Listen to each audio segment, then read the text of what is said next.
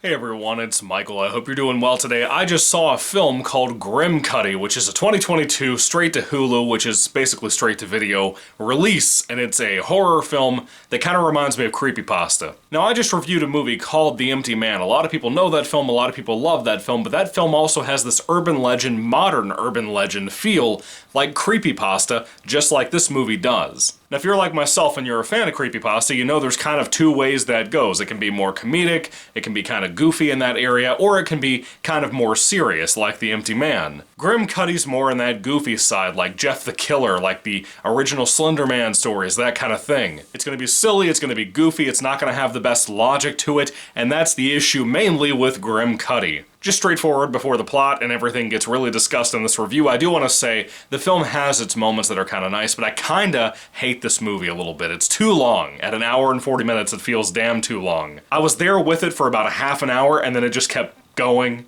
and getting worse and getting worse and worse and worse. And then eventually it just lost me. Grimcutty kind of focuses on an urban legend that's affecting a family, but we also have it just affect everybody over the whole area that this movie takes place in. And I would say it even kind of broadens outside of that, almost to the entire national, if not international level. The problem this film deals with is kind of like an internet thing, so it's like this should be a broader scope than what it is. We don't really see that, which in turn is one of the many elements about this film that kind of makes it fall apart. We have a family of four here, the parents, we have a son, we have a daughter, and we mainly focus on the daughter's perspective, who's more in the teenage area. The son is kind of a younger kid. First off, these parents are really good. Not just the actors, but the actual characters, the way they're written. Most of the movie, I like them. They clearly care about their kids enough to preserve their childhood in the modern day era where we're all obsessed with the internet, with our cell phones, with tablets, with everything, and they want to preserve that for their kids and allow them to actually enjoy their childhood, which is a good thing. I like that. I think that's good parenting. Remember years ago when the Momo thing started up about the supposed WhatsApp thing that was causing kids to hurt themselves, hurt other people, hurt their friends, stab each other, that kind of thing? Grimcutty kind of takes that and makes it its plot for this movie, and it kind of just falls apart over time because of the lack of logic within the movie. There's this creature called the Grimcutty that may or may not be real, and it's kind of that WhatsApp Momo thing of, hey, the more we talk about this thing, the more we allow our kids on the internet, on these apps and tablets and stuff, it could cause a problem that could cause these kids to hurt each other, or to hurt their friends, or to hurt us. There's a story about a lady getting stabbed by her son. All of the parents pretty much in this area start getting scared, and we kind of focus on the local internet stuff. People aren't sending their kids to school, they're kind of saying, no, we're going to take all their technology away, and a lot of them are starting to say the same phrases and things that are just a little weird. But it turns out the Grimcutty creature might actually be a real thing. It's this big, tall, lanky, leather-wearing thing that carries a knife and has this massive grin. It really seems to only affect kids, teens, whatever, anybody under the age of 18. How does that work? I guess it's like a weird thing. I don't know how the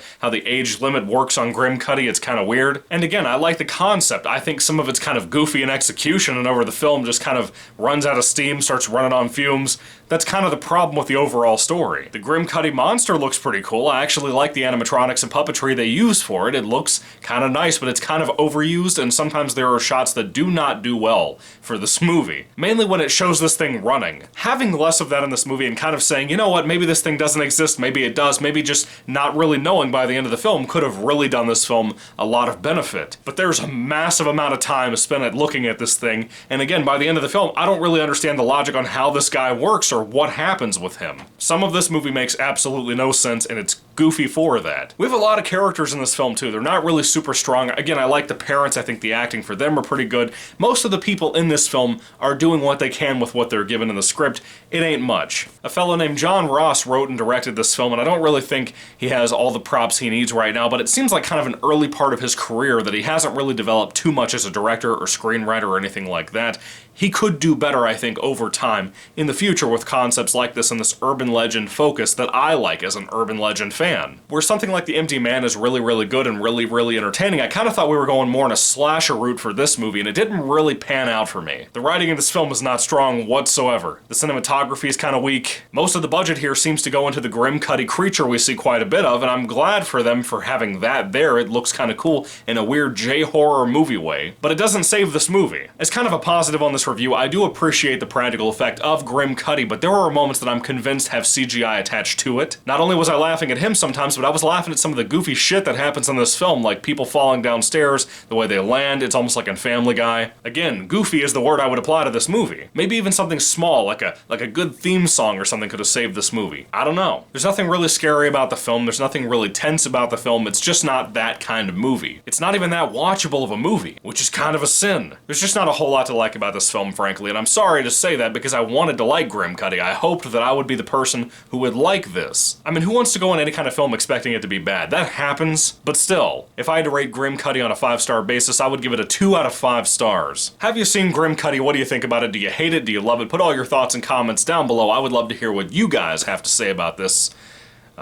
mishap of a movie. What's your favorite urban legend-based movie? Please put that down in the comment section down below too as a recommendation for me and for many folks. I'd love to hear some good recommendations for maybe something I haven't seen before. Even if it just has the feel and the atmosphere of an urban legend film, kind of like what The Empty Man kind of gets. I would appreciate that. Thank you guys so much for watching. God bless you all. Happy Halloween, and goodbye.